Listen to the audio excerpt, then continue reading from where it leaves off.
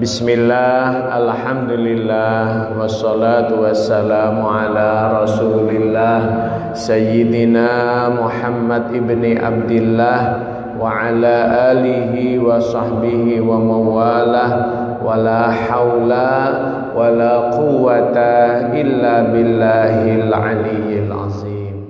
Nah, jadi kalau dihitung Pak, 25 nabi ini kurang lebih berapa Bapak? 10 nabi diutus untuk Israel. Bayangin, separuh lebih Pak. Utuh Israel. Berubah? Enggak. Ya Allah. Dikirimin nabi sebanyak itu enggak berubah. Allahu Akbar. Beda dengan nih Arab nih. Quraisy. Dikirimin atu aja. Beres tuh. Ya Allah. Ya, Arab beres. Ya Allah. Nah, sekarang orang Indonesia lebih hebat lagi. Apa-apa? Nggak kebagian Nabi, kita kebagian apa? Wali Songo. Alah, yang datang ke Indonesia mah wali. Derajatnya derajat sahabat juga bukan, wali, Pak. Bayangin, Islam masuk ke Indonesia ini kurang lebih sekitar abad 11, abad 12, Pak. Para wali-wali itu keturunannya Rasulullah itu dari keturunan Husain itu berlayar ke Indonesia ini. Nah ini maka Wali Songo itu termasuk Syarif Hidayatullah Cirebon, Maulana Malik Ibrahim, kemudian Maulana Jumadil Kubro, ada itu para wali-wali itu mendarat ke tanah Jawa ini diperkirakan abad 11, abad 12. Akhirnya mereka diterima oleh raja di Jawa. Siapa raja Jawa ini yang paling terakhir siapa Bapak? Raja Majapahit, Brawijaya yang di Mojokerto, Jawa Timur sana itu. Itu Prabu Brawijaya kelima itu terakhir Bapak. Nah, itu akhirnya nanti nikah dengan putri dari Cina, Campa. Dari pernikahan itu dan waktu itu ketika di zaman Majapahit itu nanti ada utusan dari Kaisar Cina, Kaisar Ming, ada seorang laksamana namanya Laksamana Cheng Ho yang sudah muslim. Cheng Ho.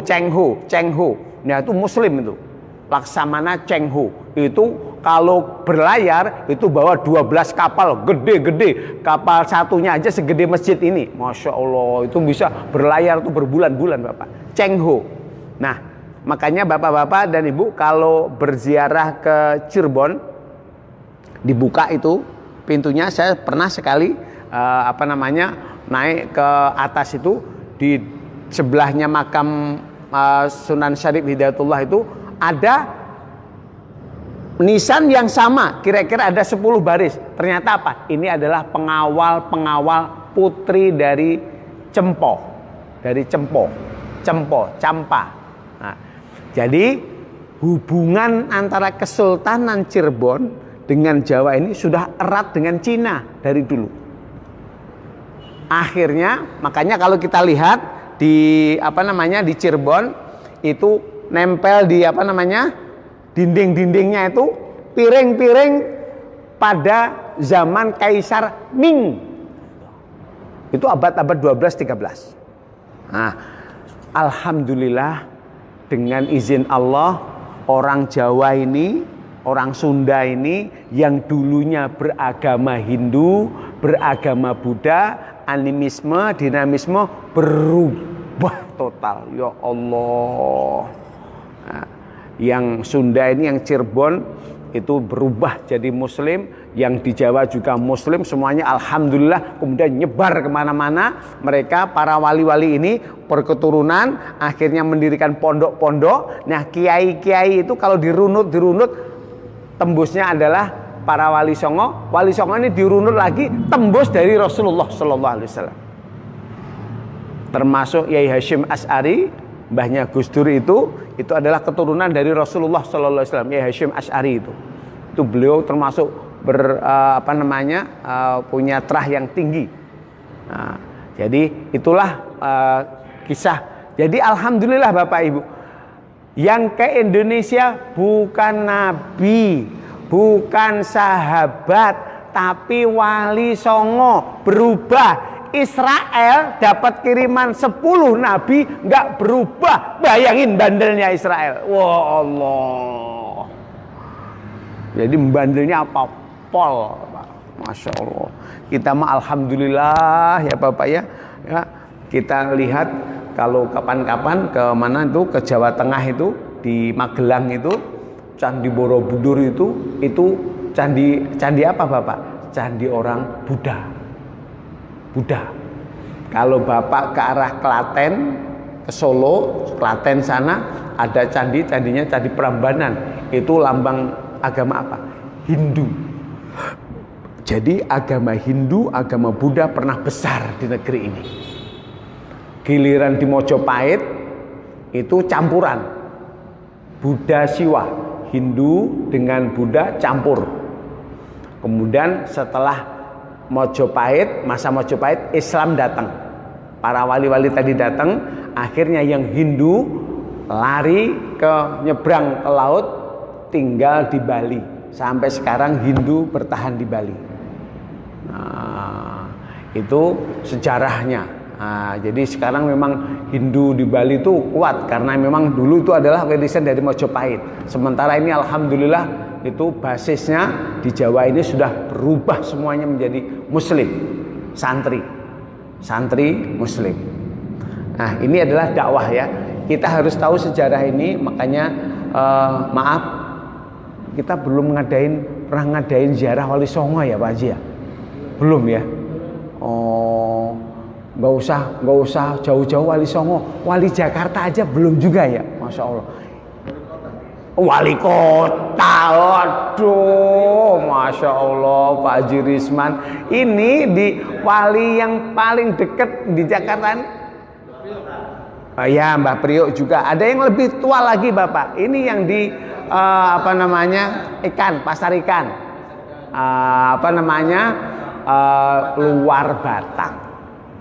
Luar Batang. Tuh, maaf dulu kayaknya saya pernah mau ngajak deh, belum sampai sekarang ya. Ya Allah. Kapan ya Allah. Luar Batang deket kan? Luar Batang. Itu kalau kita perlu tuh. Nanti udah pernah ya? Udah pernah ya? Alhamdulillah. Makanya saya kayaknya pernah janjiin tapi udah pernah ya? Alhamdulillah. Iya di Luar Batang. Nah itu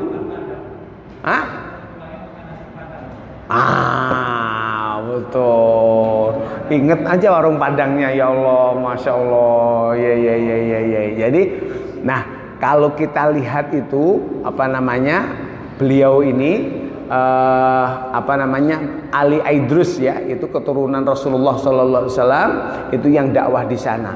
Itu usianya ya kira-kira abadnya hampir sama dengan Wali Songo.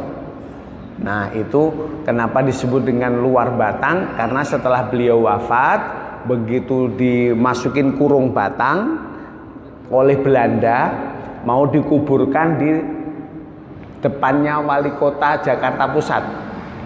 Tahu Bapak Wali Kota Jakarta Pusat? Ya, Wali Kota itu depannya itu kan kuburan Belanda itu. Nah, mau ditaruh di situ. Kenapa ditaruh di situ? Jasadnya ini kenapa? Karena pelabuhan Sunda Kelapa mau dilebarin untuk pelabuhan VOC. Jadi nanti kalau dimakamkan di situ nggak bisa dilebarin. Makanya itu jenazah begitu meninggal ditutup kurung Batang, dibawalah ke Tanah Abang di situ. Begitu sampai dibuka kurung Batangnya nggak ada. Nggak taunya waktu itu kan belum ada WhatsApp.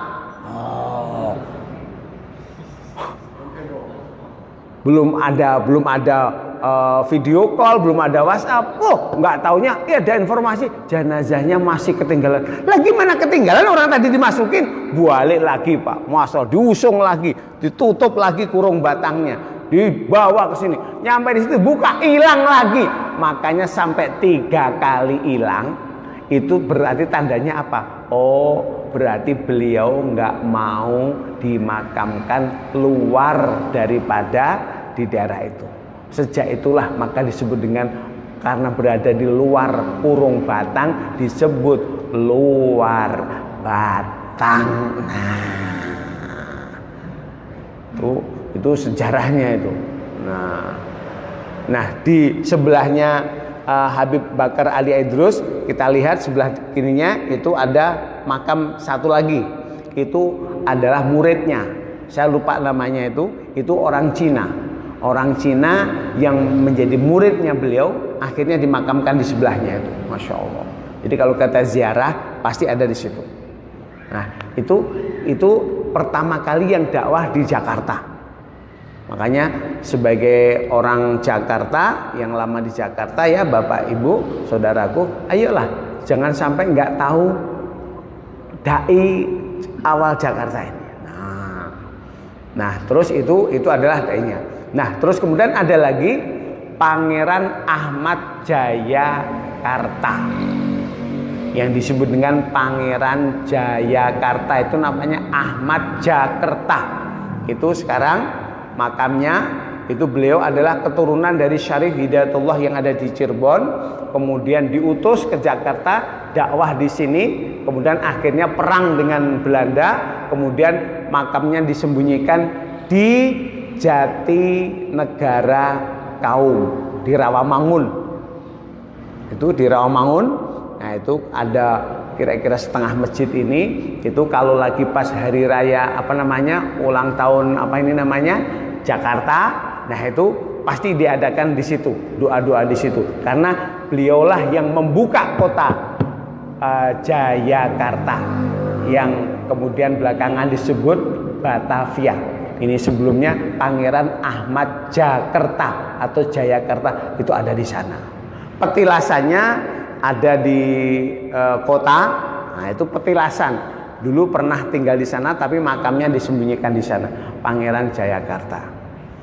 Nah itu ketika Jakarta perang dengan kerajaan yang ada di Jogja itu, di Jakarta itu kerajaan Mataram, yaitu Jogja Mataram. Ketika mau menyerbu VOC, mereka bikin pos di dekat Pramuka itu, maka itu di sana sampai sekarang dinamakan Matraman. Nah itu tentara pasukan Mataram dari Jogja, itu di sana.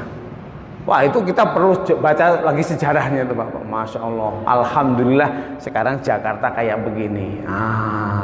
Alhamdulillah, maka ada Senen, Sentiong, itu nama-nama kalau kita urut dari atas ya, termasuk ini Boplo, pasar Boplo itu bahasa Belanda namanya Bouplach, itu jadi Boplo. Aduh, kemudian di Jatinegara ada seorang Belanda yang tinggal di sana, Mr. Cornelis de Houtman, disebutnya Mester, ada Mister itu, Masya Allah, dan segala macamnya. Wah itu perlu kita. Ini Bapak, makanya kita perlu sejarah ini. Alhamdulillah